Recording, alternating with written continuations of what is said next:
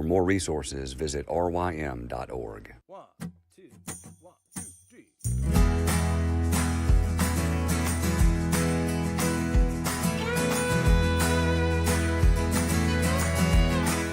The Local Youth Worker is a daily podcast that's centered on 5 questions each week. Ranging from the practical to the professional, we're looking for answers to the questions you're asking. Whether you're in full-time, part-time, or even volunteer youth ministry, this podcast is for you.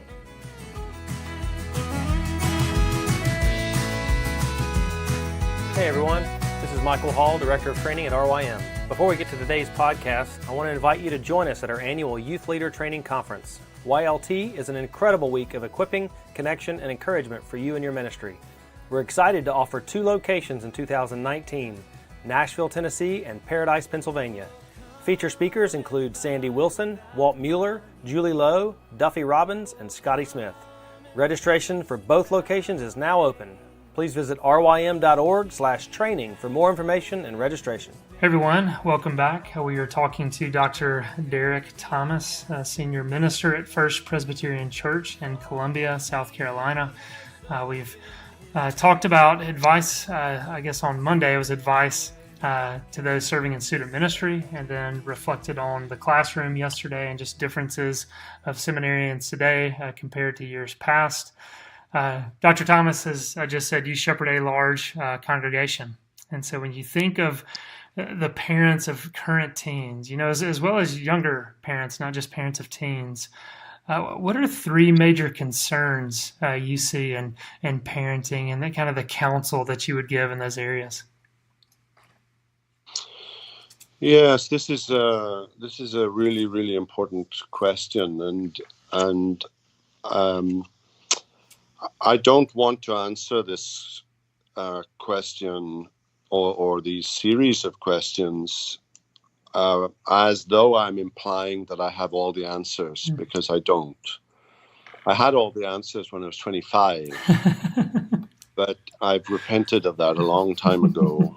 And I remember very hardcore sermons that I would have preached, 35 years ago about parenting and the do's and don'ts, and probably sounding, legalistic in the process. But certainly coming across as somebody, who had all the right answers. And I think when I experienced teenagers, I modified a lot of what I thought I knew. And I have 2 children, and 2 grown-up children, and 2 grandchildren. And one was easy and one was not quite as easy. And so I'm coming from that sort of perspective. I think we are living in a very different world, at least to the world that I experienced. And I raised children before the IT boom. Before cell phones, before laptop computers or computers of any kind. So my children, I didn't have to make decisions. Can my teenage child have a cell phone? And what restrictions do I need to apply to it? What software do I need to have in my house? So I'm not. The only pornography that you could have found when I was growing up was somewhere in London, and you'd have to go off on a trip to London and to some sleazy, back street somewhere to view it, because it just wasn't available in the sense that it is now. So it is the drugs, sex, and information technology. I mean it's a radically different world from the world that I grew up in or raised my children in, to be honest. So the first thing that I would want to say, I interview the parents of children that are coming for baptism.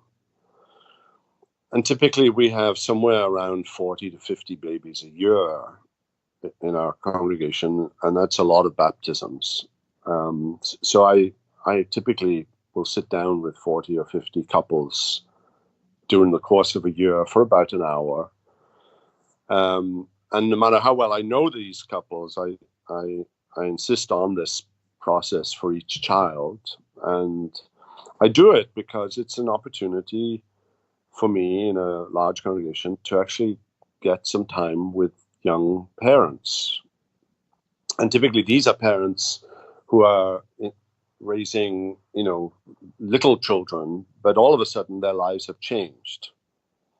They get married and they go together to functions, and they're social bees, and they're out 4 nights a week and weekends and parties and stuff. And then all of a sudden there are children, and all of that stops, and you find yourself going alone to things.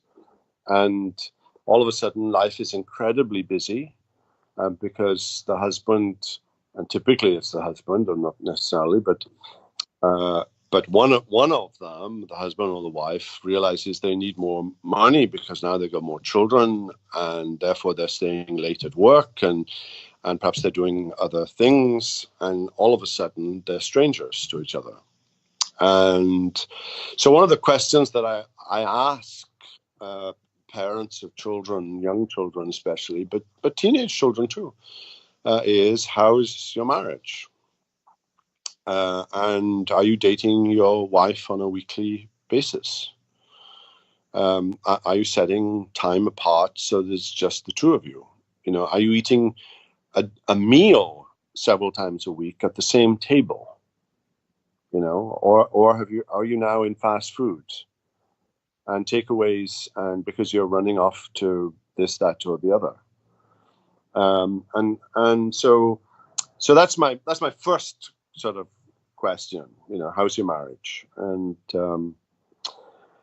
then I think it's not possible, I think, simply to have one size fits all when you have a large congregation like mine, with diverse social groups and different approaches to school and education, prep school on one end and homeschoolers on the other end, and 4 or 5 other things in between. And I think that therefore ministry to children needs to be a little diverse, and it's not it's not a one size fits all, because you do have very diverse children coming from very diverse sort of social backgrounds,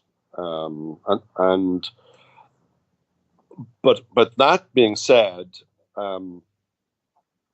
there needs to be some kind of devotional life as a family. And I think that's my biggest concern, in that I suspect there's very little of it. There's a grace being said over a meal occasionally, and usually it's the children who are saying it rather than the parent. And it probably doesn't do a great deal in terms of cementing the families spiritually. And there's a transition, when children are little, you do the bedtime story, you read the Bible, children's Bible, and say a prayer, and sometimes they're hugely amusing, the prayers, and there's that phase in your life, but then it transitions to something else when the children are now bigger, and is there a moment in the day when you read the Bible together as a family? And I think that has become a rare feature. And I know it's horrendously difficult because I've been through it all, and I've had the times when the family are barely able to speak to each other, and now you're trying to sort of read the Bible and pray, because something has happened, and you have to make all kinds of excuses. But is there at least an attempt for a pattern of, and making it simple, not making it overly complex, because there's enough guilt in life. But having some ritual where at the end of the meal or the beginning of the meal or somewhere, you read the Bible together and have a prayer for the family and invite the children to ask, what do you want us to pray for? And I suspect there's very little of that going on, I think. I didn't have to face, the third thing, I suppose, is that I just didn't face the decisions, the awful decisions that parents have to make today, over drugs and sex and IT and so on. And it's why, frankly, I'm not in youth ministry at the minute, because I would really, really find all of that incredibly difficult. And I'm watching my own children, at least my daughter, raise her two children that are just coming into teenage years and facing now these very decisions. And I would, I just don't know what the answer is to some of it. I think the church needs to provide a sounding board for young parents making these sorts of decisions. And so, we've tried to provide here sessions where parents can get help, where they can ask questions and get help and see what other people are doing and so on, in terms of trying to raise children in an incredibly difficult society.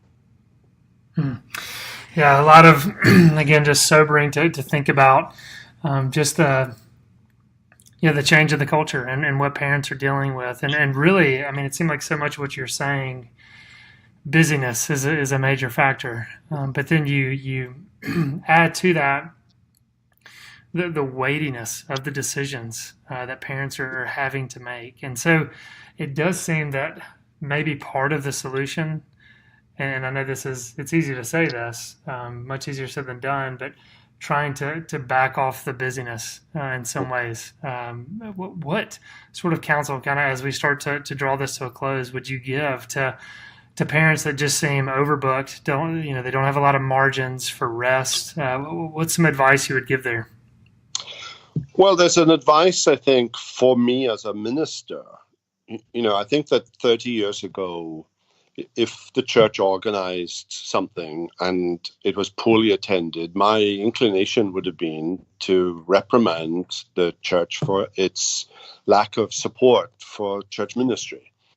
Whereas now I think I would have the opposite view entirely, because their lives are incredibly busy and the church can make it busier. Mm-hmm. Now, I think parents need help in making wise decisions about their busyness, and I think that some parents whose children do everything. They're involved in 15 extracurricular activities in the course of the week and 3 football soccer matches on a Saturday. That frankly is completely over the top. But there is a view that unless my child, gets as much as possible, we're being poor parents. And actually, I think you're being better parents by. It's okay to say no. It's okay to go without. It's okay to be deprived of a few things. But that's a very tough lesson to learn. And so I think as a minister, I don't want to over program the church either. And I don't want to expect that every time we put something on, I expect everybody to be there, And that's an easier thing to say when you're in a big church than it is when you're in a little church and you try and put something on and there are 3 people there. I get that, and I've been there. Yeah. Again, Dr. Thomas, that's very helpful, and just some good perspective there, just to also, turn it back on the church and to say, we've got to lead in this area and we need to be cautious of a church over scheduling these already busy lives. So some good perspective there. Dr. Thomas, thank you for that. Tomorrow we'll continue our discussion looking at cultural trends that you think Christians should be focused on. So be sure and tune in more tomorrow.